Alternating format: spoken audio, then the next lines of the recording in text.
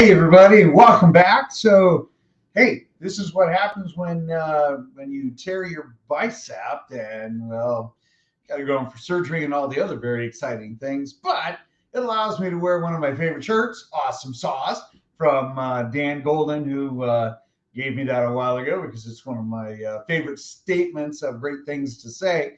So let's get on with the show. So here's the funny thing. So will interest rates hit 8%? That is a really great question.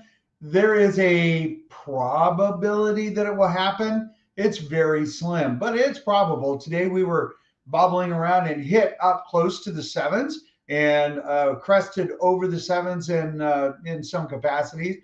So with that, will we see some of the pullback, or are the Feds going to remain to be aggressive with their increasing rates? Now, remember, the Feds have no control over mortgage rates, but they do have an effect on mortgage rates. And that's super important to understand and to differentiate. You need to watch your 10-year treasuries, watch your mortgage-backed securities. In other words, even though they're not a guarantee, if they say, hey, the 10-year treasuries they went up today by 50 basis points or half a point, okay, well, mortgage rates more than likely went up with it because the two follow each other very, very closely. All right, so let's remember to like, share, and subscribe. Hey, here's the thing. By telling us that you like this, it tells us that what we're doing is, well, we're doing a good job providing you real-time information in the Puget Sound area, which is the goal and the only area that we do. We don't do national market updates, only here locally. So let us know you like it, subscribe, share the information, which is super cool. All right, so let's take a look at some basic market information. Our running 7-day average, you can see here, 1,041 homes came on market. We had 1,226 that went pended, and then we had 1,019 that actually went and sold. Now, this is all Friday numbers, which is, gives us a consistent metric to look at. But understand, when we talk about, pended versus coming on market, okay, there were 563 homes that the price reduced, and good for those folks for recognizing that the market was clearly saying no to them. That's super awesome. We also saw a number of homes coming back on market, meaning that a seller lost their buyer. Again, for a buyer, it's a great opportunity. For the sellers, sorry about that. But here's the thing. Since the middle of October, we have been drawing down our inventory. And when we talk about drawing down inventory, we're talking about over here on the bottom left-hand side, the light green, as you can see, is nowhere near as high as it even was last year, which again was lower than what it has been historically. We have seen historic super low numbers. In other words, where we have been drawing down inventory every single week, we're down on the residential side. We're down to 1.3 months of inventory again.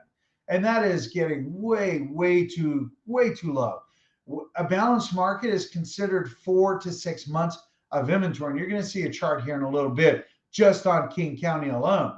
And as you can see, the chart on the right, those are the mortgage rates since about the 1980s as they kind of bobble around. As you see, they peaked and they came back down.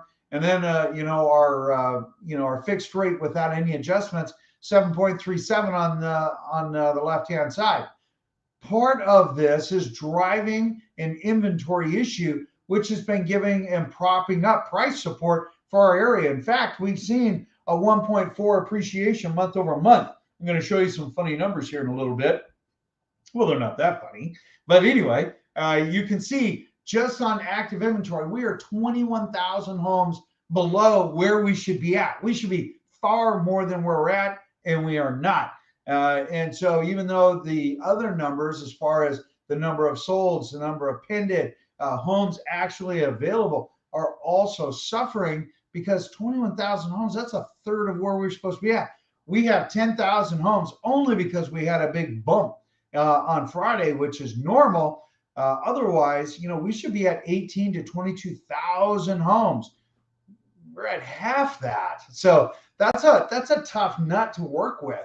Now, when we take a look at this number here, you can see, and again, we're just only dealing with King County on this one. We have the other charts, but this was one that kind of gives you it gives you an idea of what to expect, because Matthew Gardner, super smart guy out of Windermere. He's their lead economist, super nice guy. Anyway, he made the comment. He says, "Hey, listen, you know what?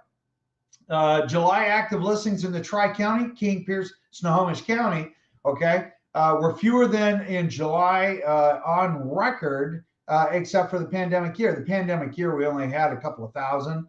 The anomalous, those are your outliers. Whoop, you just get rid of them, right? Statistics, get rid of your low one, your high one, you keep what's in the middle. Anyway, we got rid of those. But I agree, historic low numbers. And as you can see on the second paragraph there, look, we were at 897 for a median price and 890 last year. So we have continued that upward trend. We got 1.3 months of inventory, which is horrific. Now, we talked about some funny numbers. Look at this. You have builders that are offering major incentives, fixed rates at 5.49. You've got some other folks that are offering different incentives, whether it's closing costs or rate buy down. But note, no price changes. If you want to know how to get these kinds of deals and get these kinds of even more incentives than what they're showing here, hey, give my team a call. They'll tell you exactly how to do it and which plots are offering the best programs. By the way, these are all in Pierce, King, and Snohomish County. Great communities. Anyway, and very reputable builders. Okay, moving on. Here's what we're talking about. Take a look at this. We are up 28% as far as actual pended year over year, or I should say year to date, year over year, which is a fabulous number because it is the new construction, which has really stepped up to offer more homes because our inventory is so limited for, well, reasons of nobody wants to trade their 3 and 4% mortgage in for a 7% mortgage. There's no upside for that. That's not exciting. So they're holding off. Not all of them, but enough of them are holding off. When we take a look at what Harvard has to say, Harvard is saying, look, here's a big problem. We have no starter new construction homes. None. Why? It says right here, because of the cost of land, because of labor costs, limited availability, the regulatory barriers, which is no joke when you take a look at some of these major cities that take years to get plats done when it should take only months. And well, I'm not going to get on that soapbox. But anyway, look, we've lost our entry level for new construction for a lot of home buyers. You know, it is the death. Like last week was death of the first-time home buyer. Here we have death of the entry-level new construction home. And here's the challenge. When you start taking a look at what the cost factor is for getting in as a new home buyer, look, it's brutal. And I get that. But there are alternatives. There are different ways to make this happen. The biggest one is, will we actually have an 8% mortgage? I think there's a 50-50 chance that that's actually going to happen. I think it'll be short-lived.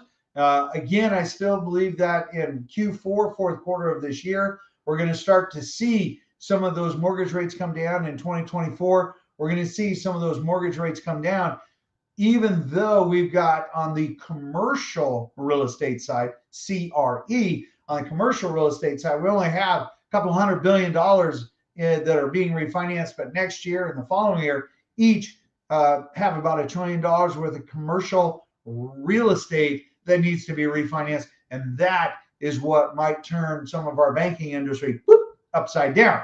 So keep that in mind. Take a look at what's going on. Make sure that you have an open mind as to what is going on. And if you have questions, ask them. We love questions.